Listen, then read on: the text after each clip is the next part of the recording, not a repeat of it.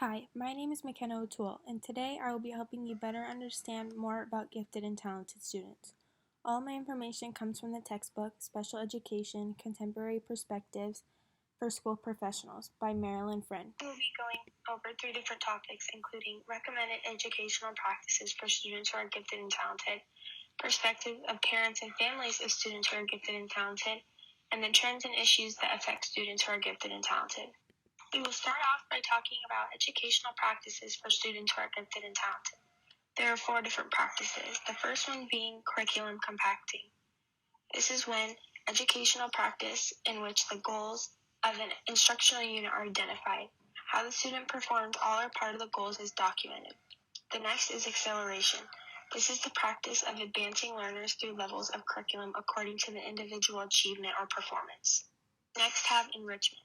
This is when the normal curriculum is extended with different examples that build complex ideas on the basis of the general curriculum. Finally, we have differentiation. This is when the curriculum is modified and other services are modified to meet specific needs of the individual learner on the basis of the general. A student who is gifted or talented does not necessarily have to always go to school in person. There are 3 different ways that students can learn from, the first being grouping, which is a program where the school personnel uses test scores or school performance to assign same grade students at similar levels to groups or classes. Next method a student can go to school is called special schools, which is usually only available to the most highly gifted students. It serves as an immersion program. Lastly, there is homeschooling. This is when a child is so gifted or talented that attention to the child's abilities make traditional schooling difficult or impossible. I'll now move on to the perspectives of parents and families of students who are gifted and talented. I will start off by giving examples that will help a student advance in their learning. To help a student advance in their reading, you can select books that deal with multicultural issues or provide literature rich in language that provides role models for the student.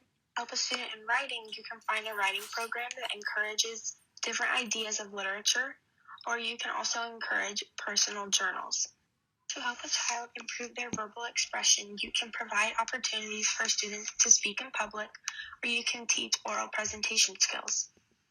To help a student improve in math, you can focus on developing spatial skills and concepts through geometry and logic skills, or you can focus on more mathematical concepts rather than computation skills.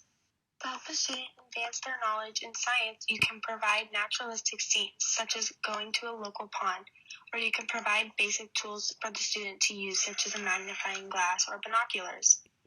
Finally, we have social studies. To help a student advance their knowledge in social studies, you can encourage the understanding of cultures, development, cities, geography, and the idea of maps. You can also provide historical events that have occurred in the U.S. or world history. Parents' attitude is extremely important in their child's progress as they are key influences in their children's lives. For students who are gifted and talented, their parents often have to sacrifice many things to further their students' talented skills. For example, they may have to move to a better school with a better coach. Parents should be very involved when it comes to having a student who is gifted or talented. Ways to involve yourself in the students' lives can be doing a game or a puzzle with your student, reading to the child, or holding discussions at dinner. Now go on to talk to our final topic, which is trends and issues affecting students who are gifted and talented. The first issue can affect students who are twice exceptional. Twice exceptional is when a student who have learning disabilities such as ADHD, autism, spectrum disorder, a vision loss or hearing loss, emotional disabilities, physical or health disabilities, or other special needs are often inadvertently excluded from programs serving those who are gifted, even if they qualify to be gifted and talented. Another issue I discuss is effective differentiation.